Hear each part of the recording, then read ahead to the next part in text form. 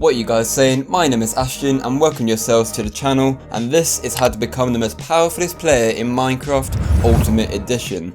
This video will be split up into multiple segments that will help improve your experience and knowledge of the game.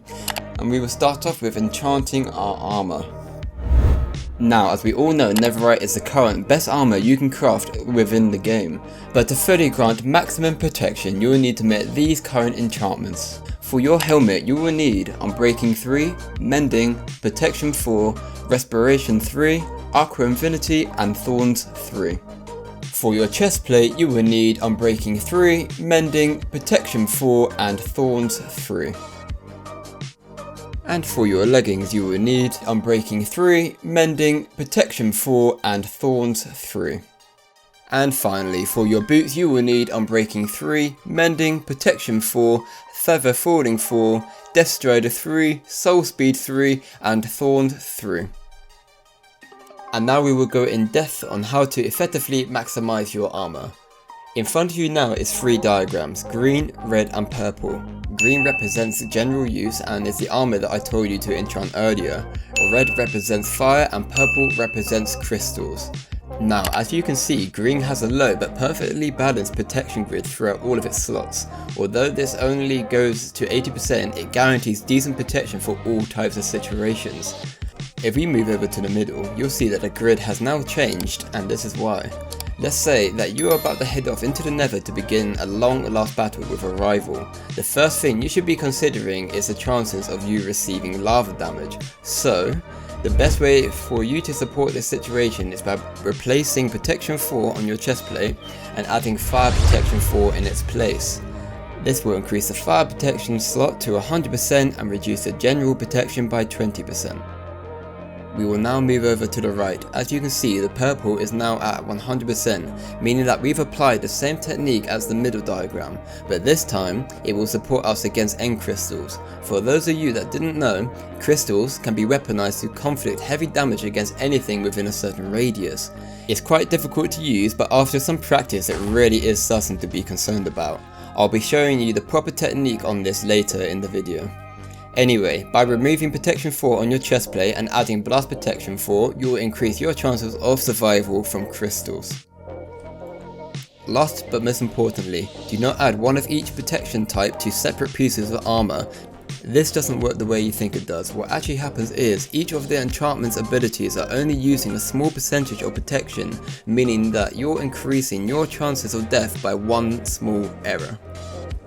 And now we will move on to the weapon enchantments. For our sword we are going to be wanting Unbreaking 3, Mending, Sharpness 5, Sweeping Edge 3, Looting 3, Fire Aspect 2, and if you prefer to have it on your sword you can also go for Knockback 2. I will explain later why I personally don't like having Knockback, but again it's down to personal preference, so if you prefer to have it, apply that as well. And now for your axe we will want Unbreaking 3, Mending, Efficiency 5, Sharpness 5 and Silk Touch. Next on our list we have the crossbow.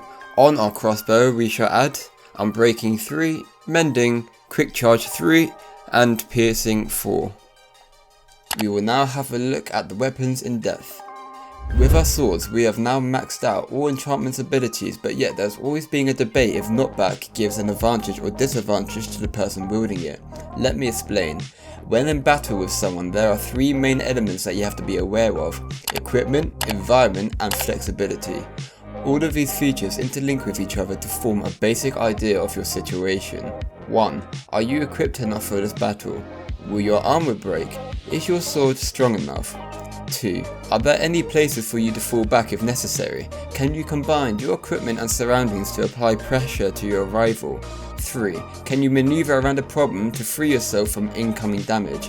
After considering all of these possibilities, you can then work on applying pressure to your rival, but there is one little detail missing, and that's the fact that you will be knocking away your enemy far enough so that they can eat a golden apple or resupplying potions. It does only take 2.4 seconds to eat food, and that's more than enough time when you've been knocked away from your competition. This is the reason why I don't use knockback. This is the reason why I believe you shouldn't use it as well. But I do understand that everyone is different and prefers their own fighting styles. And now we shall move over to enchanting our tools. For both the pickaxe and shovel we want Unbreaking 3, Mending and Efficiency 5. To complete the pickaxe we will add Silk Touch, and to finish off the shovel we shall add Fortune 3. Moving over to the trident we will add Mending, Unbreaking 3, Riptide 3 and Impaling 5. Now it's time for us to take a closer look at the equipment. When it comes to these 3 items, people don't really consider them useful during fights, but my argument with this is all 3 of these items are very good for advancing towards or away from your enemy. With an enchanted shovel you can tear through gravel and sand within seconds. With your pickaxe you can dive deep underground to reorganize your inventory. And with a trident you can hurdle yourself towards or backwards to apply pressure or create space to regenerate your health. Every item I've just listed will have a big impact on how you proceed with fighting your next battles. We will now have a look at end crystals. As you've probably seen by the title, I've called this the Dark Arts. The reason for this is because of the destruction these items can cause. Using crystals can be very challenging or awkward at first, but after some practice you'll understand by using these techniques you can turn a bad situation into a good one. What I suggest you start off doing first is making sure your crystals and obsidian is hotkeyed to a button that you are comfortable switching from. Once you've got that down you can start by getting used to placing an obsidian block, switching to a crystal, then explode it by left clicking. After mastering this, find any mobs and use the same technique on them until it's 100% effective.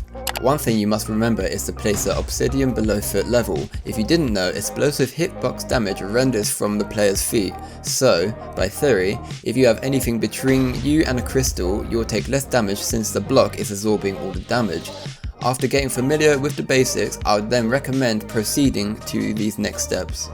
1. If you've got any slowness arrows, shoot one at your enemy to prevent any chance of fast movement.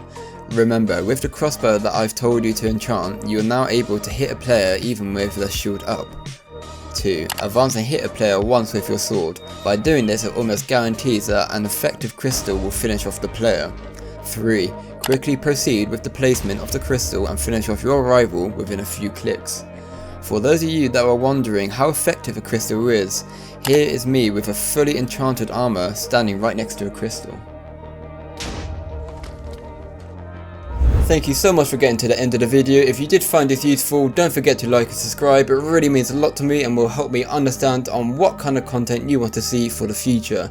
It's been your boy Ashton, thank you very much for watching and I'll catch you in the next one. Peace.